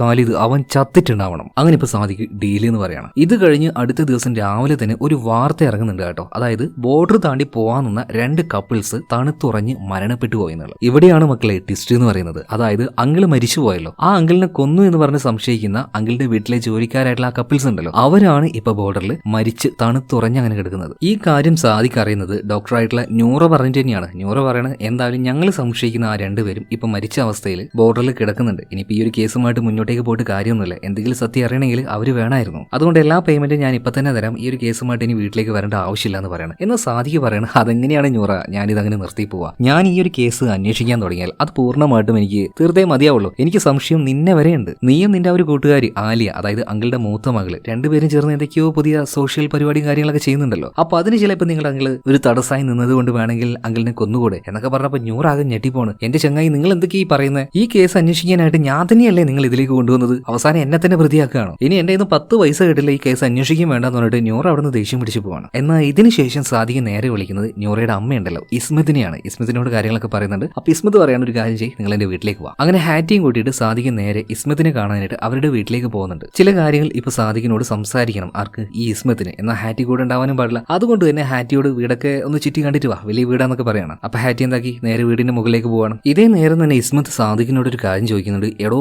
ആ മരിച്ചുപോയ 2 പേരുണ്ടല്ലോ, അവരെ ജീവനോട് കിട്ടിയാലല്ലേ എന്താ സംഭവിച്ചെന്ന് നമുക്ക് അറിയില്ലായിരുന്നു. ഇനിയിപ്പോ എങ്ങനെ ഈ ഒരു കേസ് മുന്നോട്ടേക്ക് കൊണ്ടുവന്ന് സാദിഖിനോട് ചോദിക്കുന്ന അതേ സമയത്ത് തന്നെ അങ്ങോട്ടേക്ക് ആര് വരുന്നുണ്ട്? ന്യൂറ വരികയാണ്. ന്യൂറ വന്നിട്ട് സാദിഖിനോട് വഴക്കുണ്ടാക്കുകയാണ്. നിങ്ങൾ എന്തിനാ വീണ്ടും ഇങ്ങോട്ടേക്ക് വന്ന്? ഞാൻ പറഞ്ഞല്ലേ ഇനി കേസ് അന്വേഷിക്കേണ്ട ആവശ്യമില്ലാന്ന്. അങ്ങനെ ഈ വഴക്കുണ്ടായി അവളിങ്ങനെ ലൗഡായിട്ട് സംസാരിക്കുന്ന അതേ സമയത്ത് തന്നെ അങ്ങോട്ടേക്ക് ആര് ഇറങ്ങി വരുന്നുണ്ട്? ഹാറ്റി ഇറങ്ങി വരികയാണ്. ഇപ്പോ ഈ ഒരു ന്യൂറയെ നോക്കിയിട്ട് സാദിഖ് ഒരു കാര്യം പറയുന്നുണ്ട്. ഞാൻ ഈ ഒരു കേസ് അന്വേഷിക്കാൻ തുടങ്ങി, അതിന്റെ പകുതി വരെ എത്തി, ഇത് പൂർത്തിയാകാതെ ഇനി ആര് പറഞ്ഞാലും ശരി ഞാൻ പിന്മാറില്ല എന്ന് പറയണം. അതിനൊരു പേയ്മെന്റും തേങ്ങ എനിക്ക് വേണ്ട. ഇത് പറഞ്ഞ് സാദിഖ് നേരെ പുറത്തേക്ക് പോകുന്നുണ്ട്. കൂടെ തന്നെ ഹാറ്റി ഉണ്ട്. അപ്പൊ ഹാറ്റിയോ ചോദിക്കുകയാണ്, അല്ല ഇവിടെ ഒരു പ്രശ്നം ഉണ്ടാവുന്നത് നീ ഞാൻ ഇത്രയും പെട്ടെന്ന് കേട്ടെ? ഹാറ്റി പറയണേ, ഞാൻ വീടിന്റെ മുകളിൽ തന്നെ ഉണ്ടായിരുന്നു, നിങ്ങൾ താഴ്ന്ന് സംസാരിക്കുന്നത് അതുപോലെ തന്നെ ഞാൻ കേൾക്കുന്നുണ്ടായിരുന്നു. ഒച്ചപ്പാട് കേട്ടപ്പോൾ താഴേക്ക് ഇറങ്ങി വന്നേ ഉള്ളൂ. ഓ അങ്ങനെയാണോ? മുകളിലേക്ക് എല്ലാ കാര്യങ്ങളും വ്യക്തമായിട്ട് കേൾക്കുന്നുണ്ടോ? ആ വ്യക്തമായിട്ട് തന്നെ നിങ്ങൾ സംസാരിക്കുന്നത് എല്ലാം കേൾക്കുന്നുണ്ടായിരുന്നു. പിന്നീട് ഇത് കഴിഞ്ഞ് സാദിഖ് നേരെ പോകുന്നത് മരിച്ചുപോയ അങ്കിൾ ഉണ്ടല്ലോ, അങ്കിളുടെ 2ാമത്തെ മകൻ, അവൻ റണ്ണ് ചെയ്യുന്ന ആ ഒരു ഹെൽത്ത് കെയർ കമ്പനി ഉണ്ടല്ലോ. സോ അങ്ങോട്ടേക്ക് നേരെ ചെല്ലുകയാണ്. അവിടെ തന്നെ മാനേജറായിട്ട് ആ ഒരു പെൺകുട്ടി ഉണ്ടല്ലോ, അതായത് മിഷേൽ. ഈ മിഷേലിന് തീരെ ഇഷ്ടമില്ല ആർക്ക്? ന്യൂറ അതുപോലെ തന്നെ ആലിയ. ഇവർ തമ്മിൽ എന്തൊക്കെയോ പ്രശ്നങ്ങളുണ്ട്. അപ്പൊ അതെന്താണെന്ന് ചോദിച്ചപ്പോൾ മിഷേൽ ആ ഒരു കാര്യം പറയുന്നുണ്ട്. ഇവരെല്ലാവരും പഠിച്ചത് ഒരേ കോളേജിൽ തന്നെയാണ്. മാത്രമല്ല ഈ 2 പേരും, ന്യൂറ ആലിയ 2 പേരും ഒരുമിച്ച് നടക്കുന്നതുകൊണ്ട് തന്നെ ഇവർ 2 പേരും ലെസ്ബിയൻസ് ആണെന്ന് പലർക്കും സംശയം ഉണ്ടായിരുന്നു. ഈ കാര്യം പറഞ്ഞ് പരത്തിയത് ഞാനാണെന്ന് പറഞ്ഞ് എന്നോട് ഇവർക്ക് ഭയങ്കര ദേഷ്യമായിരുന്നു. ഒരു ദിവസം രാത്രി ഞാൻ ഹോസ്റ്റലിലൂടെ പോകുമ്പോൾ സ്റ്റെപ്പിന്റെ മുകളിൽ നിന്നും എന്നെ ആരോ തള്ളി താഴെ കിട്ടും. ആരാണെന്ന് ഞാൻ വ്യക്തമായിട്ട് കണ്ടിട്ടില്ല, പക്ഷെ എനിക്ക് ഉറപ്പാണ് അത് അവര് തന്നെയാണ്, ന്യൂറ അതുപോലെ തന്നെ ആലിയ. ആ വീഴ്ചയിൽ എന്റെ കാല് പൊട്ടിപ്പോയി. ഇന്നും ഞാനിപ്പോ ഒരു വികലാംഗിയാണ്. ഇതിൽ കൂടുതലായിട്ട് വേറൊന്നുമില്ല സാറേ. ഞാനല്ല പ്രശ്നം ഉണ്ടാക്കിയത്, അവരാണ് പ്രശ്നം ഉണ്ടാക്കിയത്. ഞാനൊന്നും പറഞ്ഞു നടന്നിട്ടുമില്ല. അവര് കാരണം എന്റെ ലൈഫാണ് പോയതെന്ന് ഇപ്പൊ ഈ ഒരു മിഷേല് പറയാണ്. ആ ഒരു സഹതാപത്തിന്റെ പുറത്താണ് അങ്കിളുടെ 2ാമത്തെ മകനുണ്ടല്ലോ ഇവിടെ ഈ ഒരു മിഷേലിന് ജോലി കൊടുത്തത് തന്നെ. മാത്രമല്ല നമ്മുടെ ഈ ഒരു സാദിഖിന്റെ ഒരു ഡിറ്റക്റ്റീവ് ഫ്രണ്ട് ഉണ്ടല്ലോ, അവൻ വഴി അങ്കിളും അങ്കിളുടെ കുടുംബത്തിനെ കുറിച്ചുള്ള വേറെയും കുറച്ച് ഡീറ്റെയിൽസ് ഒക്കെ കിട്ടിയിട്ടുണ്ട്. അങ്കിളുടെ ഇളയ മകനുണ്ടല്ലോ, അവൻ നടത്തിയ ആ ഒരു ഹെൽത്ത് കെയർ സെന്റർ, അവിടെ ഉണ്ടായിരുന്ന ഒരു ഡോക്ടർ, ഒരു മെയിൽ ഡോക്ടറാണ്, ഒരു മധ്യവയസ്കനാണ്. ആ ഡോക്ടറും ഈ ഇടയായിട്ട് ഒരു ആക്സിഡന്റിൽ മരണപ്പെട്ടു പോയി എന്നുള്ള കാര്യം അറിയുന്നുണ്ട്. അതിന് പുറമെ ഈ അങ്കിളുടെ വീട്ടിലെ നായെ നോക്കുന്ന ആളുണ്ടല്ലോ ജോണി, ഈ ജോണിയാണ് ആ 2 കപ്പിൾസിനെയും ജോലി മേടിച്ചു കൊടുക്കാന്ന് പറഞ്ഞിട്ട് എങ്ങോട്ടോ കൊണ്ടുപോയത്. എന്നാൽ ആ 2 കപ്പിൾസ് മരണപ്പെട്ടിട്ടുണ്ട്. ജോണി ഇതുവരെയും കിട്ടിയിട്ടുമില്ല. ജോണിക്കാണെങ്കിൽ ഒരു മകളുണ്ട് എന്ന് പറഞ്ഞല്ലോ, ഫിസ്. ആ ഫിസിന്റെ ഡീറ്റെയിലും കാര്യങ്ങളൊക്കെ കിട്ടി. കുറെ കാര്യങ്ങൾ അങ്ങോട്ടും ഇങ്ങോട്ടും കൂട്ടി വായിച്ച് അങ്ങോട്ടും ഇങ്ങോട്ടും ഗുണിക്കുകയും ഹരിക്കുകയും കുറക്കും കൂട്ടും ഒക്കെ ചെയ്ത് കഴിഞ്ഞപ്പോൾ നമ്മുടെ സാദിഖിന് ഏകദേശം കാര്യങ്ങൾ മനസ്സിലായി. ആ ഒരു മർഡർ മിസ്റ്ററി ഇവിടെ സോൾവ് ചെയ്തിരിക്കുകയാണ്. അത് പറയേണ്ടവരോട് പറയാനായിട്ട് ആ 2 പേരെയും ഇങ്ങോട്ടേക്ക് വിളിച്ചു വരുത്തിയിട്ടുണ്ട്. ന്യൂറ അതായത് ഇസ്മത്തിന്റെ മകളും പിന്നെ അങ്കിളുടെ മൂത്ത മകളായിട്ടുള്ള ആലിയ, 2 പേരെയും വിളിച്ച് കാര്യങ്ങൾ പറയാൻ തുടങ്ങുകയാണ്. ഇനി മുതൽ അങ്ങോട്ടേക്ക് സാദിഖ് പറയുന്നത് മുഴുവൻ അവന്റെ ആ ഒരു ഇൻഡ്യൂഷൻ മാത്രമാണ്. അതായത് നമ്മുടെ ഡോക്ടർ വേണുണ്ടല്ലോ ന്യൂറ എങ്ങനെയാണ് ശരിക്കും ദത്തെടുത്ത് ഈ ഒരു കുടുംബത്തിലേക്ക് വന്നത് അത് വിശദമായിട്ട് നമ്മൾ കണ്ടിട്ടില്ലായിരുന്നു. അതെങ്ങനെയാണെന്ന് വെച്ചിട്ടുണ്ടെങ്കിൽ ഇപ്പോൾ ഇസ്മത്തിന്റെ അനിയനാണല്ലോ അങ്കിളാണല്ലോ മരണപ്പെട്ടത്. ഈ അങ്കിളുടെ മൂത്ത മകള് അതായത് ആലിയ ജനിച്ച സമയത്ത് അങ്കിളിന് എന്തോ ഒരു വിഷമം പോലെ, ചേച്ചിക്ക് കുഞ്ഞൊന്നുമില്ലല്ലോ, അവരൊറ്റയ്ക്കാണല്ലോ. അതുപോലെ അന്ന് രാത്രി ആ ആശുപത്രിയിൽ വേറൊരു സ്ത്രീ ഇരട്ട പ്രസവിക്കുകയുണ്ടായി. പക്ഷെ ആ സ്ത്രീയുടെ ഹസ്ബൻഡ് ജയിലിലായതുകൊണ്ട് തന്നെ 2 കുഞ്ഞുങ്ങളെയും നോക്കാൻ പറ്റാത്തതുകൊണ്ട് അതിലൊരു കുഞ്ഞ് ഈ അങ്കിൾ ചോദിച്ചപ്പോൾ അങ്കിളിന് കൊടുക്കാനുണ്ടായത്. അങ്കിൾ ആ ഒരു കുഞ്ഞിനെ വാങ്ങി നേരെ ചേച്ചിക്ക് അതായത് ഇസ്മത്തിന് കൊടുത്തു. ആ കുട്ടിയാണ് ന്യൂറ. കാര്യങ്ങൾ മനസ്സിലായില്ലേ? അതുപോലെ തന്നെ ഈ ന്യൂറ ആലിയ 2 പേരും ഒരുമിച്ചാണ് വളർന്നത്. വലിയ കുഴപ്പമൊന്നുമില്ലാതെ കുറെ വർഷങ്ങൾ അങ്ങനെ പോകുന്നുണ്ട്. എന്നാൽ ഓരോന്നും ആരംഭിക്കുന്നത് ഈ ദത്തെടുത്ത ന്യൂറയുണ്ടല്ലോ, ന്യൂറയുടെ അച്ഛൻ, അയാൾ ജയിലിലാണെന്ന് പറഞ്ഞില്ലേ, അതുകൊണ്ടാണല്ലോ അയാളുടെ ഭാര്യ 2 പ്രസവിച്ചിട്ടും അതിലൊരെണ്ണത്തിനെ അങ്കിളിന് കൊടുത്തത്. എന്തായാലും ഇവര് വലുതായ സമയത്ത് ഈ ജയിലിലായിരുന്ന ഭർത്താവ് ജയിലിൽ നിന്ന് പുറത്തേക്ക് ഇറങ്ങുന്നുണ്ട്. അത് മറ്റാരുമല്ല, അങ്കിളുടെ വീട്ടിൽ ജോലി ചെയ്തിരുന്ന പട്ടീനൊക്കെ നോക്കിയിരുന്ന ആ ഒരു ജോണി ഉണ്ടല്ലോ, ആ ജോണിയാണ് ന്യൂറയുടെ ശരിക്കുള്ള അച്ഛൻ. ന്യൂറയ്ക്ക് നന്നായിട്ട് അറിയാം അവളെ ദത്തെടുത്തത് എവിടുന്നാണെന്നും അവളുടെ യഥാർത്ഥ അമ്മ ആരുടെന്നും. ആ ഒരു കാര്യങ്ങളൊക്കെ അവളോട് പറഞ്ഞിട്ട് തന്നെയാണ് അവളെ വളർത്തിയതും. മാത്രമല്ല അച്ഛൻ ജയിലിന്റെ പുറത്തേക്ക് ഇറങ്ങിയ സമയത്ത് ആ ഒരു കുടുംബവുമായിട്ട് അവൾക്ക് നല്ല ബന്ധം ഉണ്ടായിരുന്നു കേട്ടോ. അവൾക്കൊരു ട്വിൻ സിസ്റ്റർ ഉണ്ടല്ലോ, അവരെ കാണാറുണ്ട്. ഫിനാൻഷ്യലി അവർക്ക് കുറച്ച് ഹെൽപ്പും കാര്യങ്ങളൊക്കെ ചെയ്ത് അവർ നല്ല രീതിയിൽ തന്നെ സപ്പോർട്ട് ചെയ്യുന്നുണ്ട്. പക്ഷെ ആ ഒരു കാര്യമൊന്നും അങ്കിളിന് അറിയില്ല കേട്ടോ. അങ്കിൾ അറിയാതെയാണ് ഈ കാര്യം ചെയ്യുന്നത്. അതുപോലെ തന്നെ അങ്കിളിനെ നോക്കുകയാണെങ്കിൽ അയാൾ നല്ല ബിസിനസ്സും കാര്യങ്ങളൊക്കെ ചെയ്ത് ഇപ്പൊ അത്യാവശ്യം വലിയൊരു കോടീശ്വരനായിട്ടുണ്ട്. അയാളുടെ മൂത്ത മകളായിട്ടുള്ള ആലിയ, അവൾക്ക് നല്ല കഴിവുള്ളത് കൊണ്ട് തന്നെ ഇനി ഈ ബിസിനസ്സും കാര്യങ്ങളൊക്കെ ഏറ്റെടുക്കാൻ പോകുന്നത് ആലിയാണ്. 2ാമത്തെ ചെറുക്കൻ, അവന് വലിയ ടാലന്റ് ഒന്നുമില്ല. അതുകൊണ്ട് എന്തായാലും അവനെ കൊണ്ട് ഇതൊന്നും നോക്കി നടത്താൻ പോകുന്നില്ല. സ്വത്ത് എന്തായാലും ആലിയുടെ പേരിലേക്ക് തന്നെ വരും. അങ്ങനെ എല്ലാ കാര്യങ്ങളും നല്ല രീതിയിൽ പോവുമായിരുന്നു. ആ സമയത്താണ് 2ാമത്തെ ചെറുക്കൻ വേറൊരു പരിപാടി അറിയാത്തതുകൊണ്ട് ഒരു ഹെൽത്ത് കെയർ സെന്റർ തുറന്നത്. അവിടെ ആദ്യം തന്നെ ബ്ലഡ് സാമ്പിൾ കൊടുക്കുന്നത് മറ്റാരുമല്ല, ഈ ചെറുക്കനുണ്ടല്ലോ അവന്റെ അച്ഛനായിട്ടുള്ള അങ്കിളും അതുപോലെ തന്നെ ചേച്ചിയായിട്ടുള്ള ആലിയാണ്. അവിടെ വെച്ച് ഒരു ടെസ്റ്റ് നടത്തുന്നുണ്ട്. ആ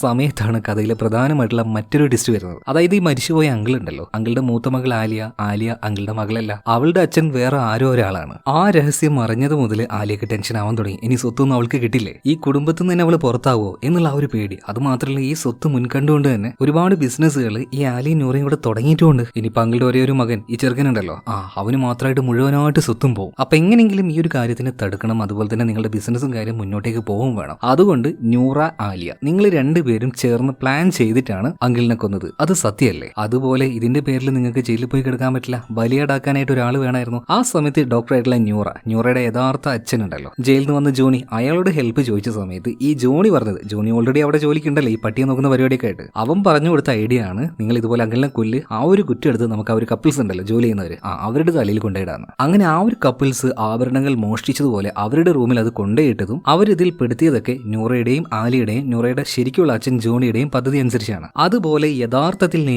ആലിയ അങ്കിളുടെ മകളല്ല എന്നുള്ള രഹസ്യം അറിയുന്ന മറ്റൊരാൾ കൂടെ ഉണ്ടായിരുന്നു. ആരാണ്? ഈ അങ്കിളുടെ രണ്ടാമത്തെ മകനുണ്ടല്ലോ, അവൻ തുടങ്ങിയ ആ ഒരു ക്ലിനിക്കിലെ ഒരു ഡോക്ടർ. പക്ഷെ ആ ഒരു ഡോക്ടർ ഉണ്ടല്ലോ, നമ്മുടെ സാദിഖിന്റെ അന്വേഷണത്തിൽ ഒരു കാര്യം മനസ്സിലായി. ആ ഒരു ഡോക്ടർ ഒരു കാർ അപകടത്തിലെ കുറച്ച് മാസങ്ങൾക്ക് മുന്നേ മരണപ്പെട്ടു പോയി. എന്നാൽ അത് സ്വാഭാവികമായിട്ടുള്ള ഒരു കാർ അപകടമായിരുന്നില്ല, അത് വരുത്തിച്ചതായിരുന്നു മറ്റാരുമല്ല നൂറയും ആലിയും കൂടെ. ഇനിയിപ്പോൾ ഇവരുടെ പ്ലാനിന്റെ അടുത്ത സെക്ഷൻ എന്ന് വെച്ചിട്ടുണ്ടെങ്കിൽ ഇവര് പ്രതികളാക്കാൻ പോകുന്ന ആ ഒരു രണ്ട് കപ്പിൾസ് ഉണ്ടല്ലോ, അവർ ഇവിടുന്ന് കൊണ്ടുപോകണം, മറ്റൊരു സ്ഥലത്തേക്ക് ആക്കണം. എന്നിട്ട് തെളിവുകൾ ഒന്നും ബാക്കിയാവാത്ത രീതിയിൽ അവരെ കൊല്ലുകയും വേണം. സോ ആ ഒരു കാര്യം ചെയ്തത് ജോണിയാണ്. ആ രണ്ടുപേരെയും ഇവിടുന്ന് കൊണ്ടുപോയിട്ട് ജോലി കൊടുക്കാന്ന് പറഞ്ഞിട്ട് നേരെ ബോർഡറിൽ കൊണ്ടുപോയിട്ട് അവർ രണ്ടുപേരെയും അവിടെ വെച്ച് കൊന്നു കളഞ്ഞത് ന്യൂറയുടെ ശരിക്കുള്ള അച്ഛനായിട്ടുള്ള ജോണിയാണ്. അങ്ങനെ ഒരുവിധം എല്ലാ മിസ്റ്ററിയും ഇപ്പൊ നമ്മുടെ സാദിക്ക് പൊളിച്ചു കളയാണ് കേട്ടോ. ഇത് കേട്ട് കഴിഞ്ഞപ്പോൾ അങ്കിളുടെ മകൾ ആലി ഉണ്ടല്ലോ, അവൾ എഴുന്നേൽക്കുകയാണ്. എന്നിട്ട് സാദിക്കിനോട് പറയാണ്, നിങ്ങൾ ഈ പറഞ്ഞ കഥയുണ്ടല്ലോ അത് മുഴുവനായിട്ട് സത്യമൊന്നുമല്ല, നിങ്ങൾ മനസ്സിലാക്കാത്ത ചില കാര്യങ്ങളുണ്ട്, അത് ഞാൻ നിങ്ങൾക്ക് പറഞ്ഞുതരാം. പക്ഷേ കുറച്ചധികം വർഷം പിന്നിലേക്ക് പോകണം. എന്റെ അമ്മയുണ്ടല്ലോ, എന്റെ അമ്മയെ എന്റെ അച്ഛൻ, അതായത് ഈ മരണപ്പെട്ടു പോയ അങ്കിൾ, ഇയാൾ ശരിക്കും ഇഷ്ടപ്പെട്ട് അല്ലെങ്കിൽ ഒരു പ്രണയത്തിലൂടെ വിവാഹം കഴിച്ചതൊന്നുമല്ല. അതിന്റെ പിന്നിൽ വേറൊരു കഥയുണ്ട്. ഈ അങ്കിള് വേറൊരു വിവാഹം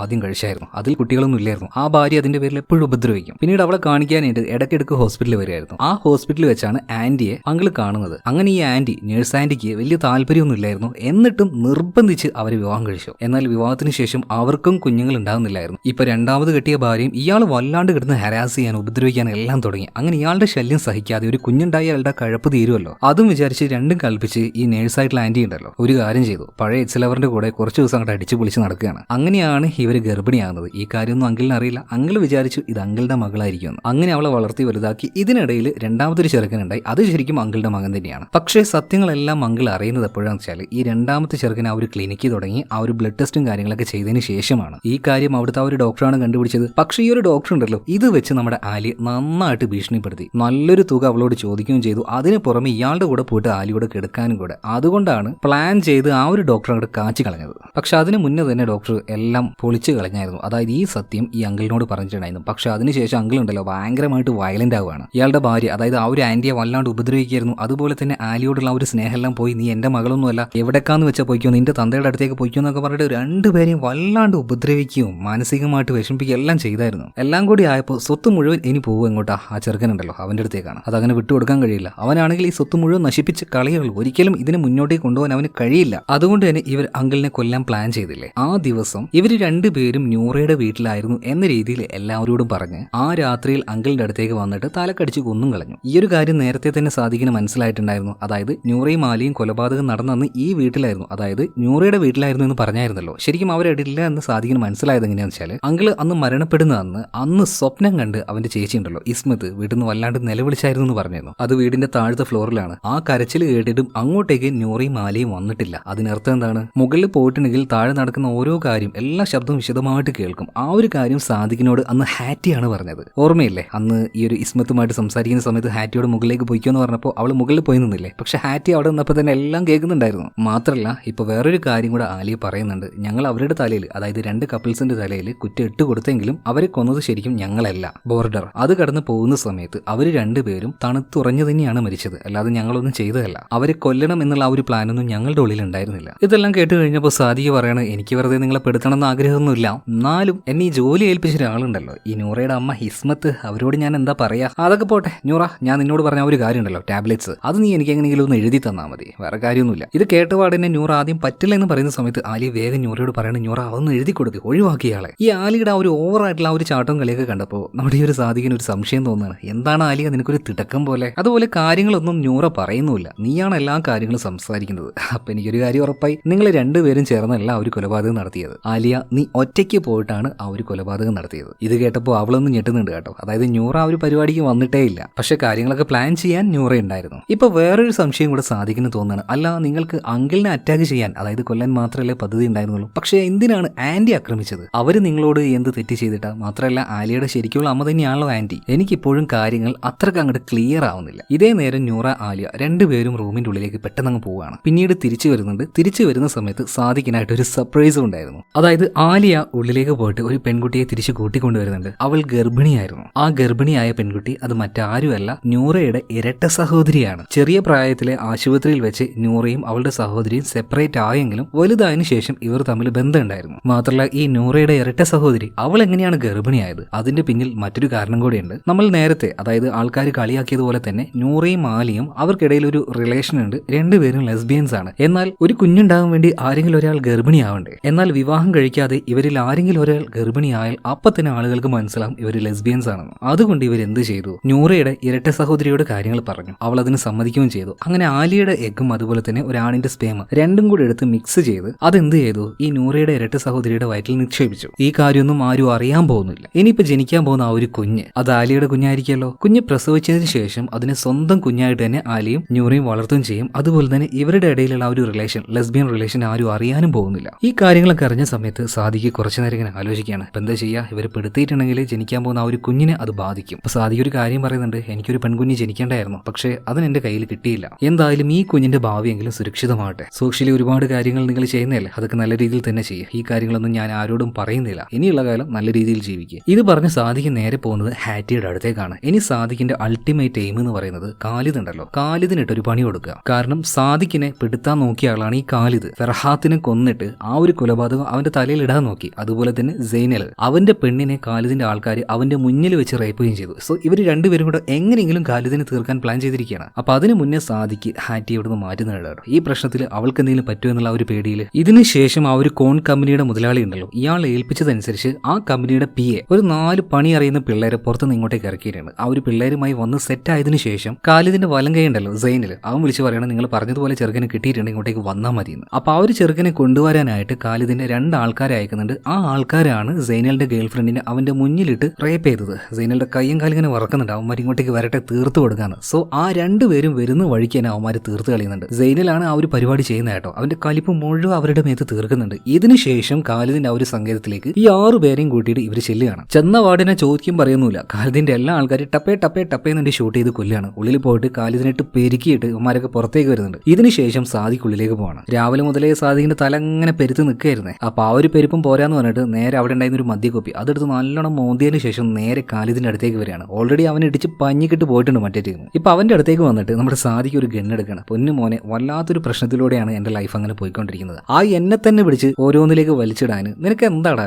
എന്നോട് വല്ല പകയുണ്ടോ? ഒരു മനസാക്ഷിയൊക്കെ വേണ്ടടാ, ഒരു മര്യാദ വേണ്ടടാ. ഇതെല്ലാം പറഞ്ഞ് സാദിഖ് ഒന്നും നോക്കിയില്ല. അവിടെ വെച്ച് തന്നെ ഖാലിദിനെ അടിച്ച് തീർക്കുകയാണ്. അതോടുകൂടിയിട്ട് സാദിഖിന്റെ ബോധം നഷ്ടമാകുന്നുണ്ട്. ഇതേ നേരം അങ്ങോട്ടേക്ക് വന്ന് സൈനൽ അതുപോലെ തന്നെ ജാവി ഇവർ രണ്ടുപേരും ഖാലിദിന്റെ കുറെ പൈസയൊക്കെ അവിടെ ഉണ്ടായിരുന്നു. അത് മുഴുവൻ ഇവരെടുത്തൊരു ചാക്കിലെടുത്തുണ്ട്. എന്നിട്ട് ബോധം കെട്ട് കിടക്കുന്ന സാദിഖിനെ എടുത്തുകൊണ്ട് ഇവർ നേരെ മറ്റൊരു സ്ഥലത്തേക്ക് പോവാണ്. ഈ കേസ് ഏറ്റെടുത്തതിന് ശേഷം ഇത് 9ാമത്തെ ദിവസമാണ് കേട്ടോ. അങ്ങനെ ആ ഒരു കാറിന്റെ പിന്നിൽ ബോധം കെട്ട് കിടക്കുന്ന സാദിഖ് ഈ സമയത്ത് ഒരു കാര്യം കാണിക്കുന്നുണ്ട്. സിനിമയുടെ ആരംഭത്തിൽ കമീലയുടെ ആ ഒരു ഡെഡ് ബോഡി അത് മറവ് ചെയ്ത് വരുന്ന സമയത്ത് കാറിന്റെ ടയർ പൊട്ടി അപകടം സംഭവിച്ചു എന്നല്ലേ ഡോക്ടറോട് സാദിഖ് പറഞ്ഞത്? എന്നാൽ അങ്ങനെയല്ല. ആദ്യത്തെ ഭാര്യ അവനെ ചതിച്ചു, രണ്ടാമത് നല്ലൊരു ലൈഫ് കിട്ടി, നല്ല രീതിയിൽ അത് മുന്നോട്ടേക്ക് പോകുമ്പോൾ ആ ലൈഫും കയ്യിൽ നിന്ന് പോയി. ഇനി എന്തിനാ ജീവിക്കുന്നതെന്ന് കരുതിയിട്ട് തൊട്ടപ്പുറത്ത് തന്നെ അവന്റെ ഭാര്യ കമീല ഇരിക്കുന്നതായിട്ട് ഓർത്ത് അവൾക്കൊരു ചുംബനവും കൊടുത്ത് ഡ്രൈവിംഗിന്റെ ശ്രദ്ധയൊക്കെ പോയിട്ട് അങ്ങ് മരിക്കാൻ തീരുമാനിച്ചതാണ്. എന്നാൽ ദൈവം അവന് വീണ്ടും ലൈഫ് ബാക്കി വെച്ചിട്ടുണ്ട് ചില കാര്യങ്ങൾ ചെയ്തു തീർക്കാൻ. എന്തായാലും ഇപ്പൊ സൈനലും ജാവിയും കൂടെ സാദിഖിനെ നേരെ കൊണ്ടുവന്ന് കൊടുക്കുന്നത് ഹാറ്റിയുടെ കയ്യിലാണ്. നല്ല രീതിയിൽ തന്നെ ഹാറ്റി ഇപ്പോൾ സാദിഖിനെ നോക്കുകയാണ്. മാത്രമല്ല അവളുടെ ആ ഒരു പ്രണയം സാദിഖ് അക്സെപ്റ്റ് ചെയ്യുന്നുണ്ട്. അതും കഴിഞ്ഞ് ഇപ്പൊ പിറ്റേ ദിവസം ആയിട്ടുണ്ട്.